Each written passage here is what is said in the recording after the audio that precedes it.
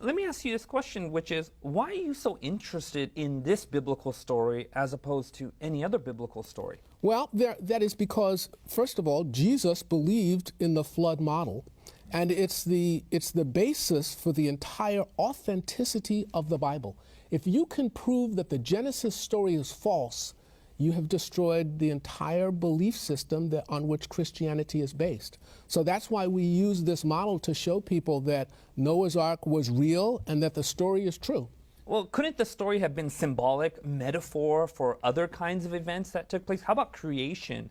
Couldn't that have been symbolic or metaphorical in the language that's there? Well, it is possible, but when we look at the 4 postulates of creation and we compare them with the 4 postulates of evolution, only the postulates of creation have been observed. Evolution is based on 4 major ideas. None of them have ever been observed. Number 1, that life comes from non-life. We have not one single example of life coming from non-life. Number 2, that all the life forms that we have today came from single-cell life forms.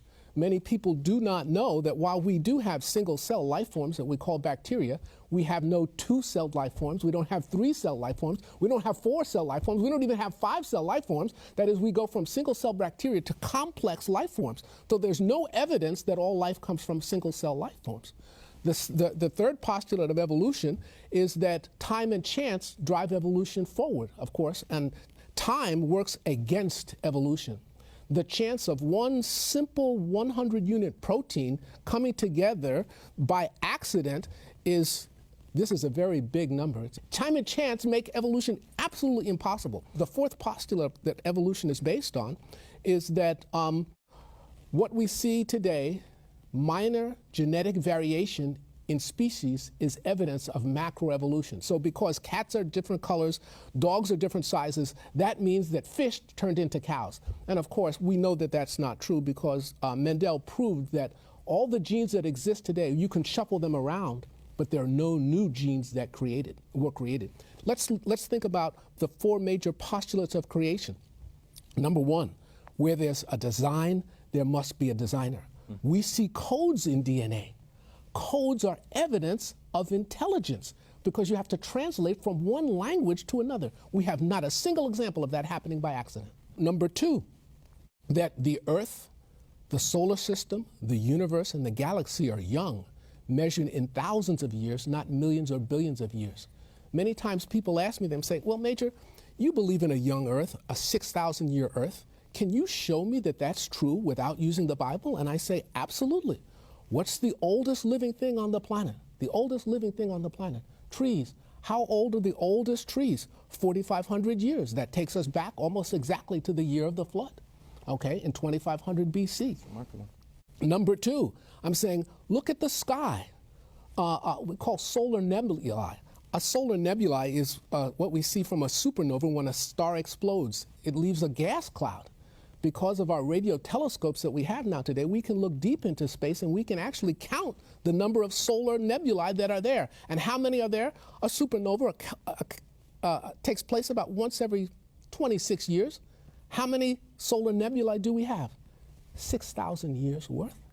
That's impossible in a universe that is billions and billions of years old. And we have other evidences such as alpha decay that we do in our program that most people don't understand that also shows that the Earth is 6,000 years old. So that's the second postulate that proves that the biblical story of creation is true. Life that we see today are the basic kinds of animals and plant life that were originally created. So we can test that. You can breed dogs, you can breed cats, but you can't breed cats with dogs. So there are limits to how far we can go. And lastly, that is, Earth experienced a worldwide flood in approximately 2500 BC, 1656 years after the world was created. The world is filled with limestone. Limestone is sedimentary rock. It precipitates out of water. The entire Earth was filled with water. Every mountain chain in the world, including Everest, has sea life on top of that mountain. The mountains rose out of the water, so we know that there was a worldwide flood. Let me pose a question to you, and Mark and Lise, feel free to jump in this. And that is this. Most people who don't believe in God aren't card-carrying members of the Atheist Club. They haven't studied molecular biology. Yes. Why don't they believe in God? What is the struggle there? Neil, I'm going to tell you, that's a very good question. My answer to that is probably because most of them has not actually seen the evidence that supports the Bible. And that is my job, to actually show them. You're right, most people are somewhere drifting, somewhere in the middle. This is a war for ideas. And it's my job to combat these forces of error, particularly in secular campuses, in universities, which is where I work and teach, and show that the evidence supports God's word. God is a God of science. That's fantastic. Pose this question to you guys. Say someone grows up going to a Christian church. Say they have been surrounded by, a church community and pastors who preach sermons. Are there wrong ideas of God that exist? Wrong ideas of the Bible that exist?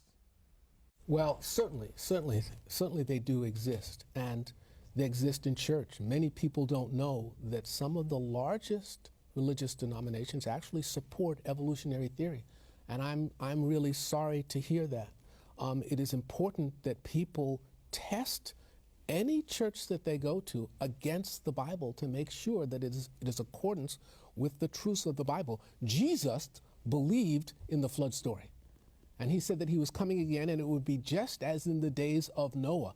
So if Jesus believed it, it's very difficult for me to understand how you could call yourself a Christian if you don't understand or accept the story of Noah's flood and the creation story. And of course, it's important to understand the science that goes along with. You see that camera right there? There are people who are watching right now. There are people who are struggling with their faith in God. If you were to look at that camera right there and you were to talk to someone who was struggling, who is maybe a skeptic, someone wrestling with doubt, what would you say to them? I would say, hold on. The evidence is there. God is interested in you. He respects who you are. If you read, if you study, if you seek him with all your heart, you will find him. He has promised you that. The evidence is there, and I am here to help.